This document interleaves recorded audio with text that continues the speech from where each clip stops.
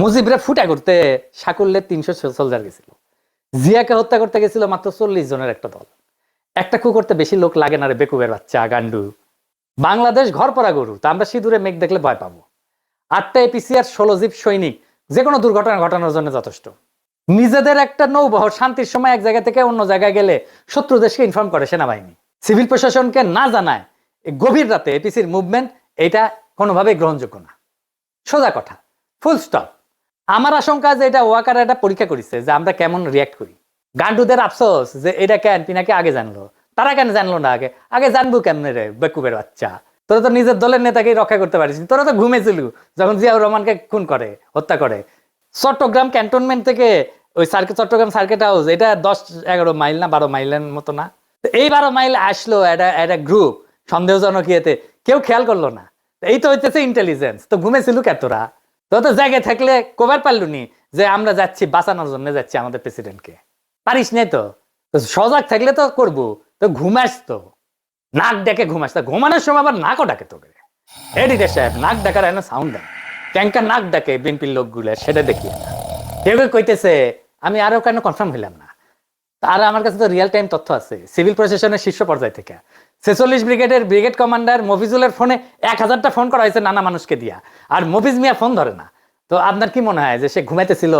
মোটেই না, ইচ্ছা করে ফোন ধরে নাই। এই সময় কি করা যায়, কি করা উচিত? চুপ করে বসে থাকা, কনফার্ম করা, আর কি করে ফেলবো? বিএনপির গান্ডুগুলারে কই, শহীদ president Ziaur Rahman de facto এবং ডি জুরো মিলায় ক্ষমতায় ছিলেন ৫ বছর ৬ মাস ২৩ দিন। কয়া দিলাম, লিগে রাখেন। এর মধ্যে কু হয়েছে কয়টা জানেন? ১৯টা। শেষবার কু করছিল ২৪ ইনফ্যান্ট্রি ডিভিশনের জিওসি মেজর জেনারেল মঞ্জুর, যিনি একসময় জিয়ার অত্যন্ত ঘনিষ্ঠ মিত্র ছিলেন। সেইবার আর উনি সার্ভাইভ করতে পারেন নাই। কয়েক মাস পর পর একটা করে কু হইতো। গোয়েন্দা সংস্থা থেকে কিন্তু জিয়াউর রহমানকে সতর্ক করা হয়েছিল, কর্ণপাত করেননি। অ্যান্থনি ম্যাসকারেনাসের মতে জিয়া ব্যক্তিগতভাবে মঞ্জুরকে গভীর সম্মান করতেন। চট্টগ্রাম ক্যান্টনমেন্টের সৈনিকদের অস্বাভাবিক মুভমেন্টের কথা জিয়াকে জানানো হয়েছিল, কিন্তু উনি গুরুত্ব দেন নাই। সম্ভবত আগের কুগুলা কাউন্টার করতে পেরে কনফিডেন্স বেড়ে গেছিল ওনার। পরের ইতিহাস তো আমাদের জানা। এরশাদের সময়ও কমপক্ষে ৭টা কু হয়। রওনক জাহানের এই বই বাংলাদেশ প্রমিজ অ্যান্ড পারফরমেন্স, এইটাতে ৭টা কুয়ের কথা বলা আছে। ১১তে তো আবার কু হয়। বিএনপি সরকারের ইয়াজউদ্দিনের ক্ষমতা কেড়ে নেওয়া হয়, সে তত্ত্বাবধায়ক সরকারের প্রধান ছিল। যেই দলের প্রতিষ্ঠাতা প্রধান আর্মি চিফ হয়ে জীবন হারাইলেন, নিজেদের অসংখ্য কর্মী ১৫ বছর জীবন দিলেন, তারা কুনিয়া সতর্কনা থেকে গুজব বইলা উড়াই দিয়া খুব রাজনৈতিক প্রজ্ঞা দেখাইতেছে, যেন বা তাদের কোনোদিন কিছু হয় নাই। বিএনপি কুয়ের ফলে শুধু প্রতিষ্ঠাতার জীবনই হারায় নাই, ২-৩ বার ক্ষমতা হারাইছে। প্রেসিডেন্ট সাত্তার নির্বাচিত সরকার ছিল, তারে কু করে কে হটাইছে? এরশাদ হটাইছে। তোরে বিএনপি সরকার কুয়ের মাধ্যমে তো হটাইছে। আব্দুর রহমান বিশ্বাসের সময় কু করার চেষ্টা করছিল জেনারেল নাসিম ২০০৭ সালে। জেনারেল নাসিমকে তো ভালোবেসে বিএনপি তারে আর্মি চিফ বানাইছিল।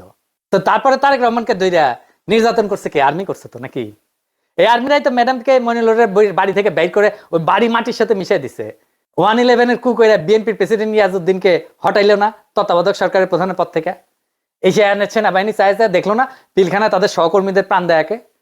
কারণ ইন্ডিয়া কইছিল পিলখানায় অভিযান করলে ইন্ডিয়ান আর্মি বাংলাদেশে মার্চ করবে, ঢুকে দেবে। কোনোদিন জিজ্ঞেস করে নাই ইন্ডিয়াকে যে পিলখানায় আমি অভিযান চালাইলে তুমি আমার দেশে মার্চ করার কে?